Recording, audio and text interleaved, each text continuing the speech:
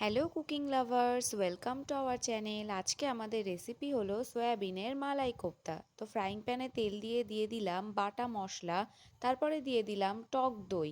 তো বাটা মশলার মধ্যে আছে ভাজা পেঁয়াজ, লঙ্কা, রসুন আর কাজু বাদাম। তো এটা একটা আলাদাই স্বাদ আনে। তারপরে এর মধ্যে দিয়ে দিলাম অরিগ্যানো। তো এই রান্নাটা আপনারা একবার প্লিজ বাড়িতে ট্রাই করবেন, খুবই সুন্দর একটা অন্যরকম সয়াবিন দিয়ে রেসিপি। তো আমরা একটু এর মধ্যে দিয়ে দিলাম অল্প করে জল, তারপরে দিয়ে দিলাম নুন হলুদ দিয়ে ভাজা সয়াবিনগুলো। তো আমার তো খুবই ভালো লেগেছিল এই রেসিপিটা। আর আমার বাড়ির লোকজনও সবাই খেয়ে বলেছিল যে এতদিন যে সয়াবিন খেলাম, তো এটা একদমই অন্যরকম খেতে লেগেছে। এটা পরোটা বা রুটির সাথে খুবই ভালো যাবে। তো আপনারা অবশ্যই একবার ট্রাই করে দেখবেন।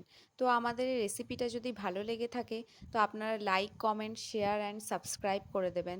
আর আমাদের এইভাবেই আমাদের পাশে থাকবেন। Thank you.